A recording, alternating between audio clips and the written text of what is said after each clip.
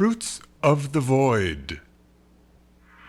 The sep is the queen of all mushrooms, her ancient stalk older than a petrified forest. She has no enemy she cannot devour. She masticates giant slugs without a bother.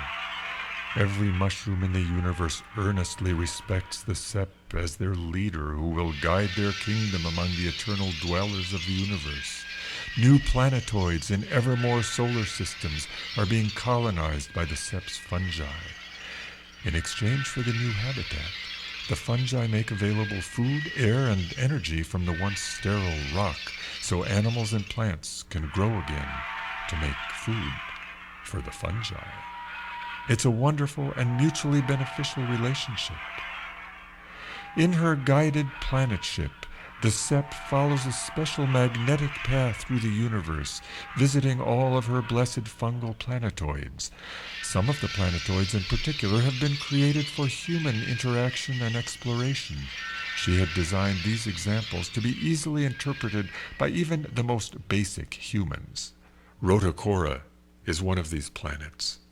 Here is where we find ourselves with two straight-off-the-shelf, if not a little odd, humans. Scaber and Tooth stand at the entrance to the fungi exhibit on Rotocora, in front of the sign that reads, "Welcome to Rotocora." We have every substrate, every plant and animal partner known to science represented here on this auto-atmospheric controlled biological asteroid. This mycelial rope stretches to the far reaches of the universe.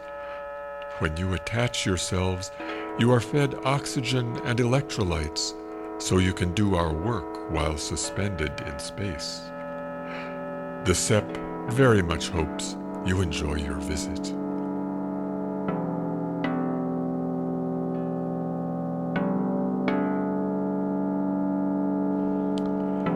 Thus Scaber and Tooth began their unexpected adventure. Some people like eating these, but man, I find them just totally slimy. Suit yourself. For me, this course is all about the culinary discoveries. I could care less about the origin of the universe. An open train winds itself through a giant tree root system, beside which grow giant boletus, chanterelle, and lactarius mushrooms. All of the students get off at the balloon launch and rise up in the hot air balloon to get a better view of some of the very large mushrooms. Up and up and up and out, revealing a huge giant puffball. The giant puffball lets out a belch.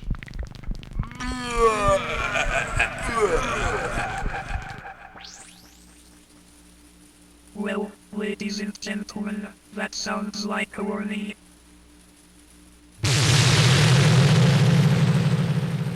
The puffball explodes, sending black spores, and the 24 amateur mycologists hurling through space. Watching the event from nearby is Sack, the devious intergalactic businessman. Ha ha ha ha ha ha ha ha! Rotocore is no more! I'll get to all of you fungi before the humans even know what hit them! Throw out the spore nets! Scaber and Tooth, still attached to the mycelial rope, careen across the void. Whoa! Does that mean we've passed the course? I think we've entered into an independent study. Morella esculenta. The two outer space mushroom seekers are cascading across the interstellar void, riding on a short piece of mycelial rope. Well, we're bound to find an edible mushroom somewhere. A large honeycombed cone floats gently towards them. Morchella esculenta. What does that mean? That means mushroom delicious. Actually, they're deathly poisonous. Just kidding. They're good enough to eat for seconds, even thirds. All we need now is a bowl of spaghetti with some of that cheesy space sauce. A giant intergalactic squid expands from a crack in a small asteroid and heads right towards them. Watch out! Uh-oh. Squid sauce is like a black hole, not what we want on our pasta. Whoa, wait a minute. That squid is just another morel. Maybe it's a shapeshifter? Well, kind of. Fruiting bodies do develop fast, and then they just turn to mush. Yeah. Unless the slugs get to them first. Scaber and Tooth squint at a speck in the distance. That's a slug, isn't it? Hordes of slugs are flying through the ether. More like hundreds of slugs. Quick, apply the full-body beer douche. Sploosh. I never did fit in with my fraternity. Well, it worked. The slugs are being sucked into some other poor sod's orbit. The slugs reach a point in the distance and then appear to change direction back towards Scaber and Tooth. Uh-oh, not so fast. Slug boomerang. Yikes! That wasn't beer we doused ourselves with. That was spore inoculant. More fertile ground for a slippery slugfest. They're flying right at us. These gastropod space pods are super hard. They must be constructed from highly engineered space flight material? Yeah, snail shells? Scaber, upon a thought, pulls out a fat little book, quickly flipping the pages, glancing up again to squint at the flying slugs. What we thought were slugs are actually gastroactive psychopods. It's likely that they are beckoning us through their wet telepathy. Did you read that in the mushroom identification handbook? No. Actually, it mentions it in the yellow pages. Their ad says, "We'll call you." I think they're calling us. To Slippery Jack Forest! Slippery Jack Forest.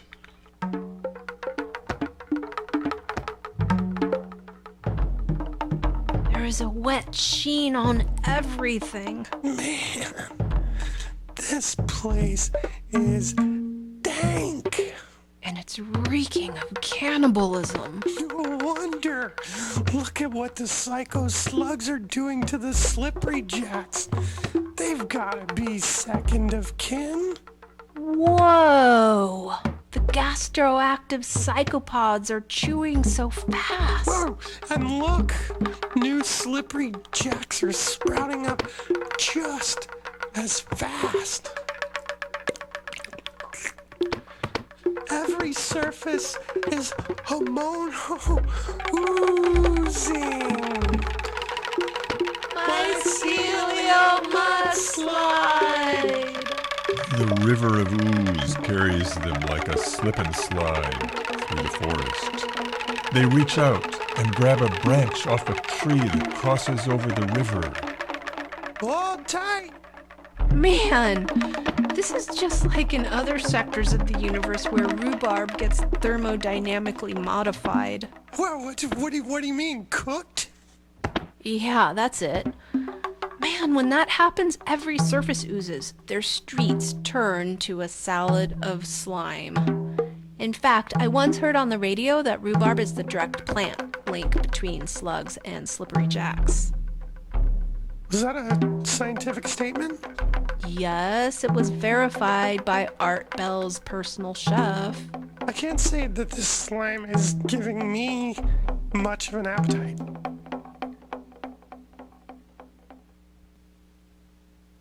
This might be a good time to fire up the emergency rocket blaster. With the flip of a switch, a control module appears. A floating 20-sided die slowly rotates. Yeah, okay. I couldn't agree more. Let her rip. Skaber hits the green button.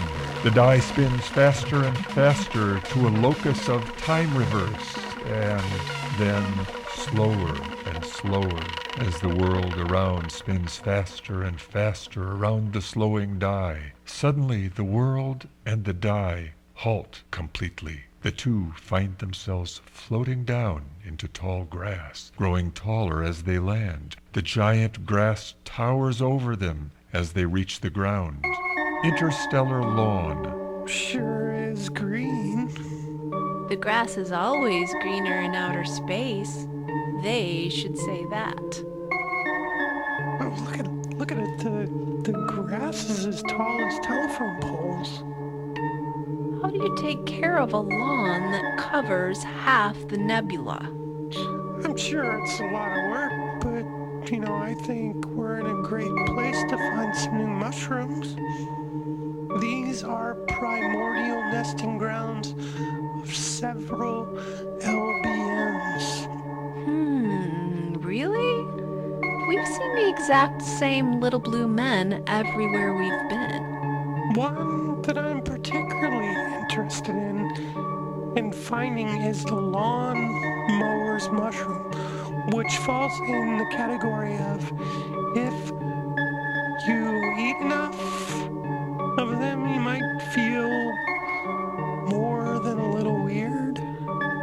I'd be fine with finding some of those, as long as we don't find the lawnmower.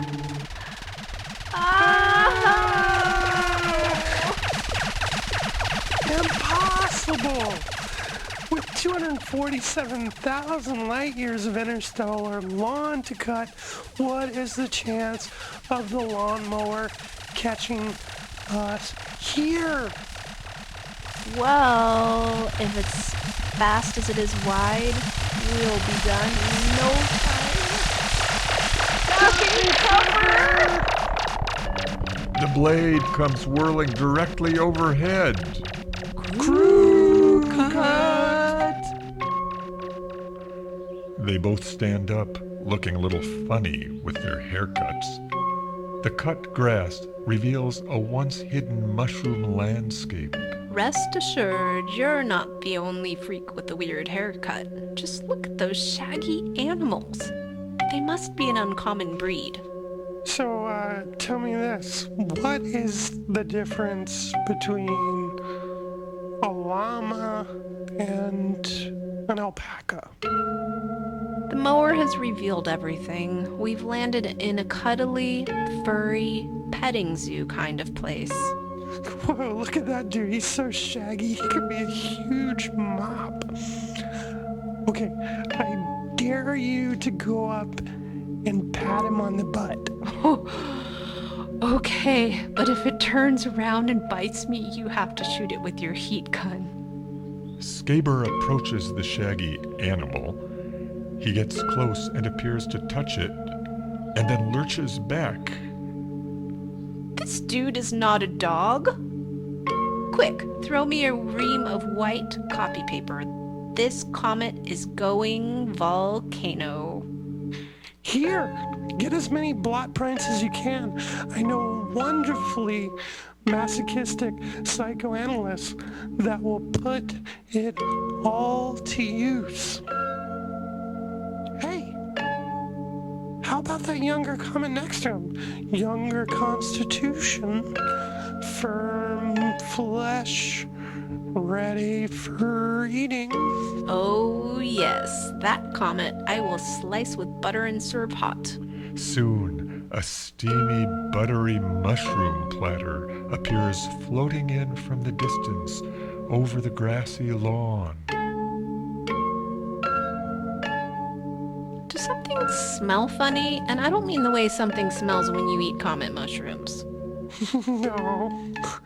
I think whatever smells funny has to do with that giant alpaca or sheep or minotaur, whatever it is, standing over your head. The fact is, I saw it drop an enormous stuffed dumpling behind your head. But why does it smell so gnarly? Because it's got mushrooms coming out of it. Ethnobotanical voyage. Check it out.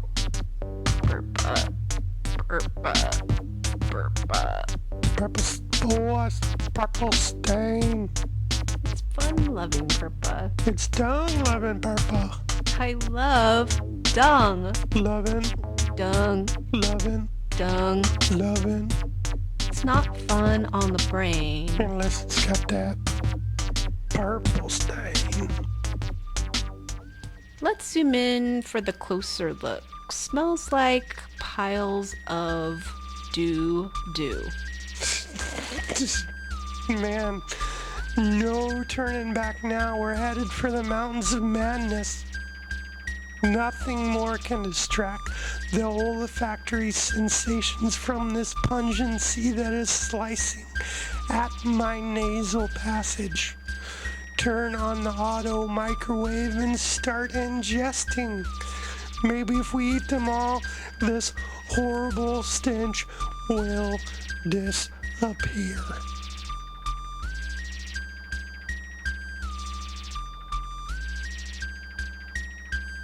Man, I am stuffed. Yeah, me too. But is your head thinking kind of crazy like?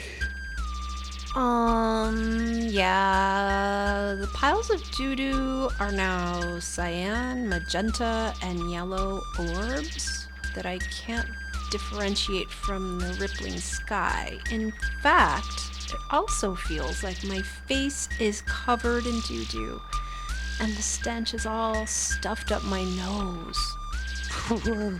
For me, it's like I'm totally spiraling into the doo-doo, and it's talking to me.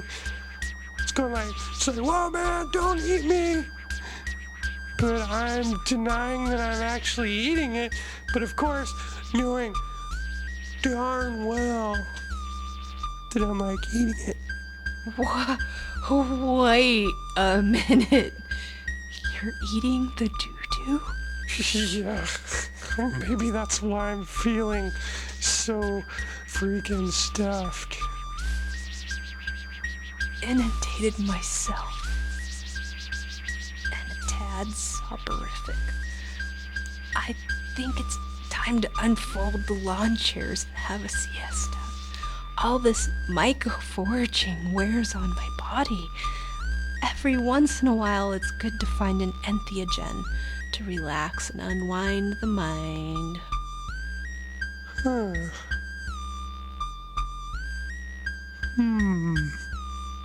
Well, you know, maybe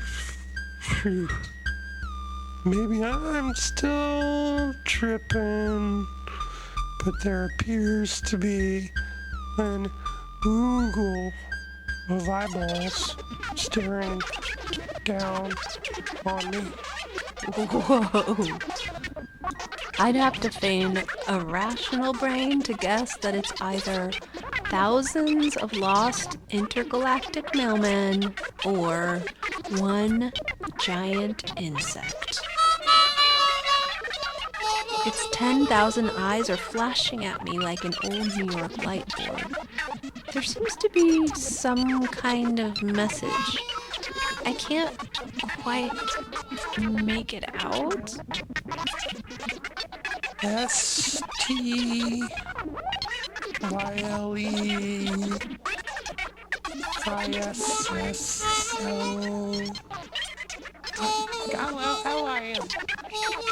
Virginia Slim. No kidding. Man, Virginia Slim is my favorite harmonica player.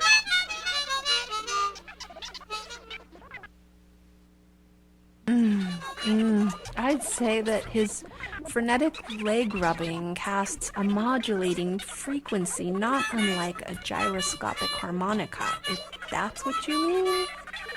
Do you think it's going to attack us? Wait. Hold on now. Listen. Get on. Get on. I think he's trying to tell us something. Get on my back. Get on my back. Get on my back. Get on my back. Okay. Well, I think it's saying get on my back. Maybe get on my back. Get on my back. I don't know. Do you trust it? Well, you know, it depends on which I'm looking into, but really, do we have anything better to do? Come on. Let's go. Puff. A black cloud emerges off the insect's body. Spore cloud?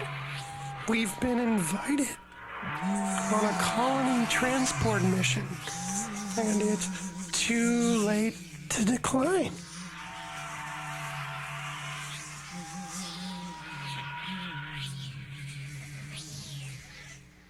Whoa! There ain't much out here where this bug is going. Except for that many-tentacled blob in the distance. Aw, come on, it's probably just another nebula. No, it's definitely solid. Matter, not space. Is it? Is it? A tree? Inside out the tree. Whoa, magnificent! Like old Yggdrasil himself.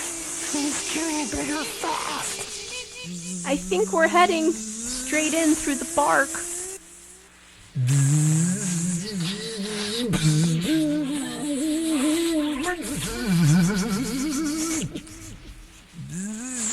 The insect is drilling with his proboscis. Ah, the sound is chilling. Man, the spores don't like it either. They're jumping off. Where? We're inside a tree. There's room for them because they're spores. We, however, are stuck. And we're going to have to hold on until this bug gets us out of here. I have a feeling we're in here until this mama lays her eggs. Do you feel something sticky? But yeah, there's jelly oozing around us from every direction. We are completely sacked in. This is utterly disgusting. I'm surprised we can even breathe. Hold on, she's starting to move. The jelly is easing the friction at least.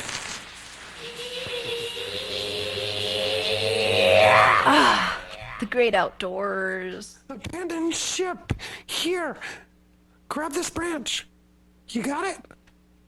You got it? Hold on. Let that buzzkill buzz off. Shoot. I guess we're stuck here in this tree until we think of something better. I can't believe we bored ourselves into the pith of an elm tree. Somehow it feels like... What is it? Do you get the feeling that somebody is eavesdropping or listening in?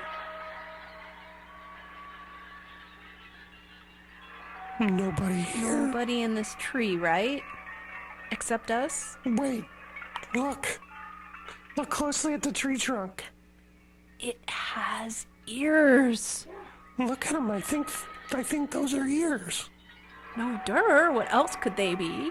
Come on. Don't you understand? I mean, tree ear mushrooms.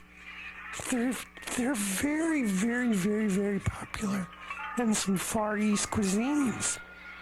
It's viscerally disturbing, the thought of slicing these ears straight off the tree. I can only think of Van Gogh. Well, yeah. I understand he was a connoisseur of tree ears. Hey,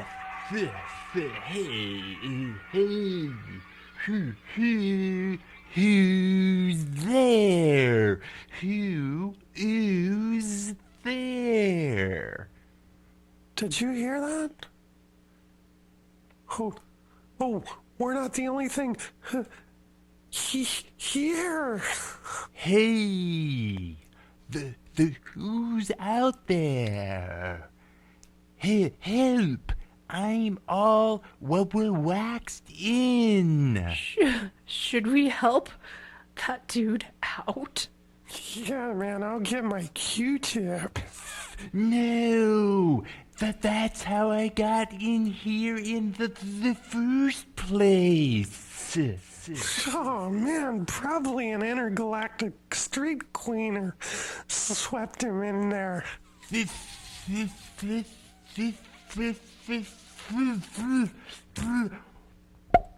An amorphous, million-pored blob explodes out of the tree. Whoa. Who are you? And what are you? Intergalactic spore collector. The name's Sack. A puff of spores rises off of his head. I've been stuffed into that ear for some time now. Work of the Queen's henchmen, I suppose. No, Sep doesn't like me going around space pinching spores. It's in direct competition with her colony, of course. But I mean no harm. Really, I'm just an avid librarian. You know the Sep? Do I know the Sep? The Sep has the misconception that she knows every fruiting body, every fruiting where. She thinks her little earthball is the apex of fungal society. But I know... And just what do you know? I know there are oogles and oogles of beautiful fruiting bodies with no place to grow. The excludes, I call them. So I feel that it is my job to help them out. So, what's that behind your back? In your hand? Oh, that's my spiral spore case. It can hold 1 trillion more spores than I can keep in my pores. Huh.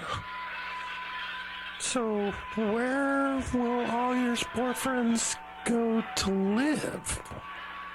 Well, the where is top secret. But right now, caravans of fungal pods are zipping around the universe, picking out the best parts of planets, asteroids and interstellar antivoids. All of the choicest chunks are being layered on top of a vital primordial ooze, set to rotate around the eternal sun. Eternal sun? There's only one. Yeah, now how did you find it? What can I say? I modestly call myself a jet setter. What of this eternal sun? Its light is pure white. It cannot age.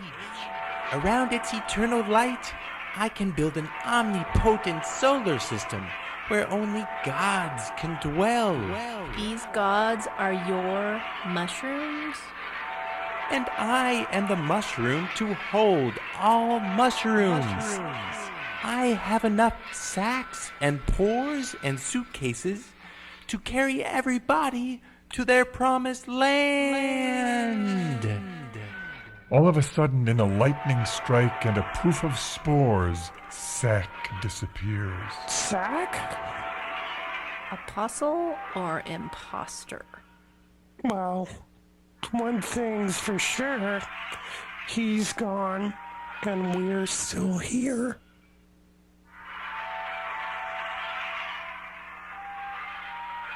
Fruits of the Void.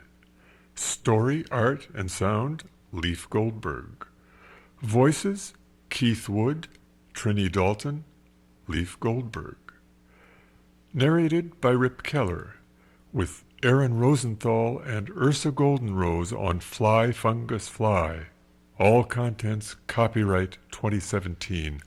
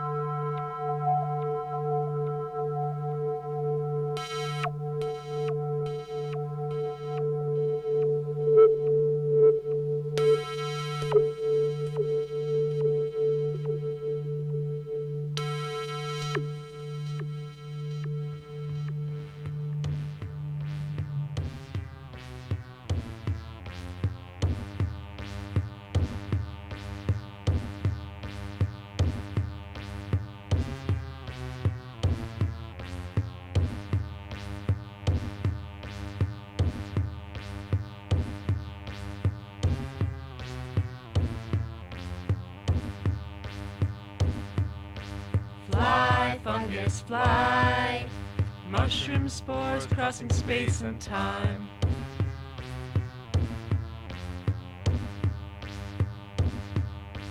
Fly, fungus, fly, bringing planet Earth to life.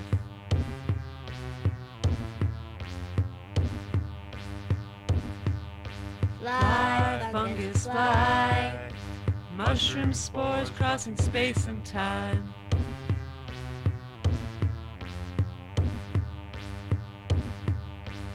Fly, fungus, fly, bringing planet Earth to life.